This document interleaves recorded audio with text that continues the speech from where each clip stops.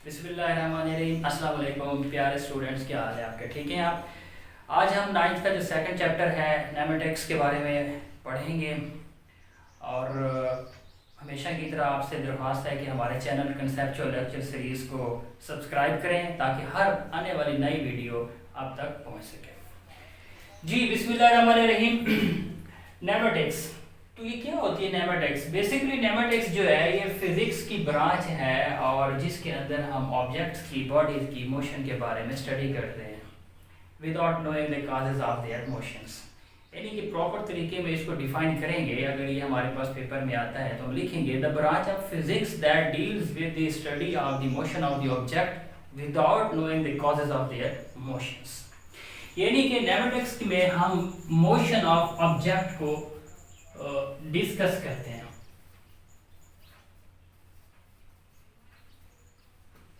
Motion of objects होती है, movement के बारे में हम बात करेंगे। अच्छा, इसमें हमारे पास दो बातें हैं नेक्स्ट, रेस्ट और मोशन के बारे में, कि ऑब्जेक्ट रेस्ट में कब होता है और मूवमेंट में कब होता है।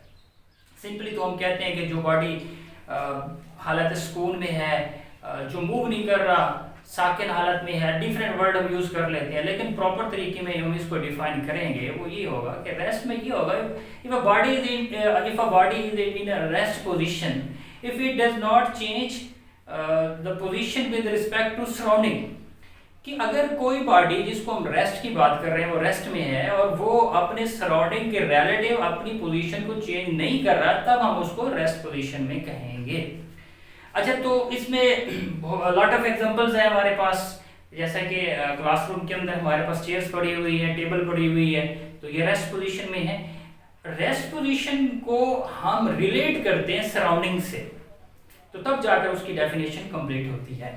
यानी कि कोई बॉडी अपने सराउंडिंग के लिहाज से मूव नहीं कर रहा, सराउंडिंग को रिलेट किया, तब हमने इसको डिफाइन किया। और इसी तरह से नेक्स्ट हमारे पास जो मूवमेंट है ये क्या होगा, इसमें ये होगा if a body is said to be in a movement और in a motion if it changes its position with respect to surrounding, कि अगर ये अपने सराउंडिंग के हवाले से अपनी पोजीशन को चेंज करता है तब हम इसको कहेंगे कि ये बॉडी मूवमेंट में है, मोशन में है। जैसा कि गाड़ी जा रही है, अर्थ बेस्ट एग्जांपल है हमारी डेली लाइफ के अंदर, वो मूव कर रही है, circular motion, a lot of motion जो कि हम डिस्कस करने जा रहे हैं, ये सारी इसकी एग्जांपल में आ सकती है। उसके बाद हमारे पास नेक्स्ट है types of motion, that's very important. Three main types हैं हमारे पास, एक है ट्रांसलेटरी, रोटेटरी और vibratory motion. So what is the translatory motion? इसको ट्रांसलेटरी मोशन क्यों कहा जाता है, इसके बारे में आप समझ लें। ट्रांसलेटरी मोशन ये होती है कि body is said to be in a translatory motion, कि हमारे पास बॉडी को ट्रांसलेटरी मोशन में कहते हैं कि moves in a line, if a body moves in a line without any rotation, यानी कि बॉडी जो है वो लाइन, एक सिंगल लाइन के अक्रॉस मूव करता है और रोटेट नहीं करता है, उसको ट्रांसलेटरी मोशन का नाम देंगे। अ लाइन में भी, दैट्स वेरी इंपॉर्टेंट, लाइन का जिसको हम नाम दे रहे हैं वो किस तरह की हो सकती है। लाइन स्ट्रेट लाइन भी हो सकती है, स्ट्रेट लाइन, और वो लाइन जो है वो कर्व में भी हो सकती है। ठीक है, कर्व को फिर हम सर्कुलर का भी हम यहाँ पर डिस्कस करेंगे।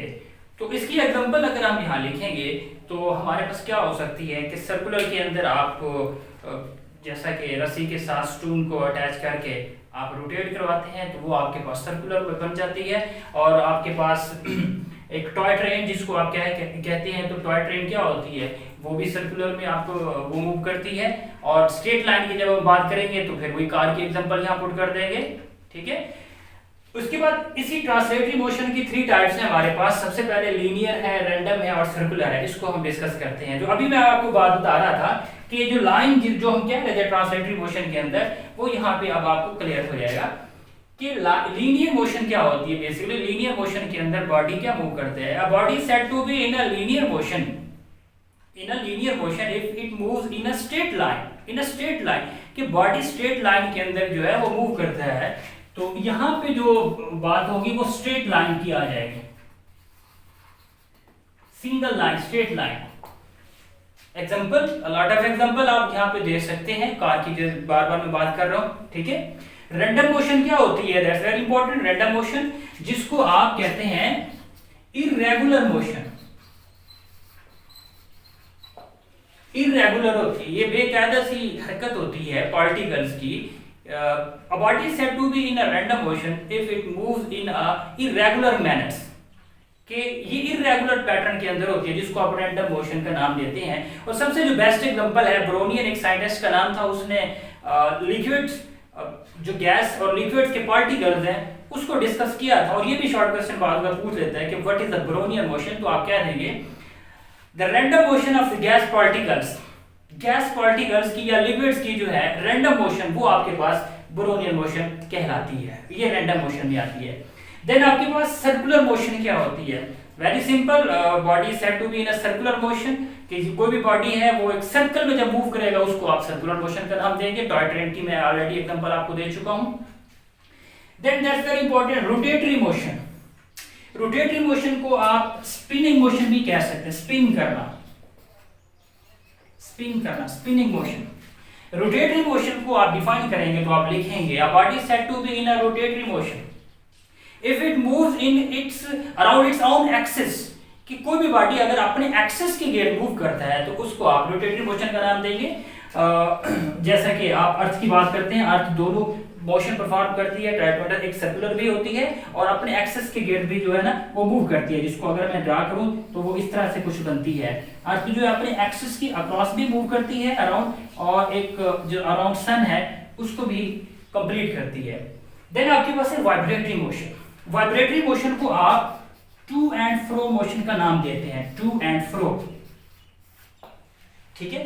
To and fro motion basically क्या होती है, टू एंड फ्रो मोशन एक सिंगल पॉइंट के अक्रॉस बॉडी अपनी मूवमेंट को रिपीट करता है, पीरियोडिकली रिपीट करता है। जैसा कि सिंपल पेंडुलम आप पढ़ेंगे 10th में जाके, और या जो चाइल्ड एंड स्विंग वाली जो एग्जांपल है वो आप कोड कर सकते हैं। तो ये वाइब्रेटरी मोशन होता है कि कोई भी पार्टिकल बार बार एक ही पॉइंट के अक्रॉस अपनी मूवमेंट को रिपीट करता है, जिसको आप वाइब्रेटरी मोशन या टू एंड फ्रो मोशन का नाम देते हैं। तो यहाँ तक हमारा ये मोशन का चैप्टर टॉपिक खत्म होता है। आप इसको याद करें। बहुत शुक्रिया, अल्लाह हाफिज़।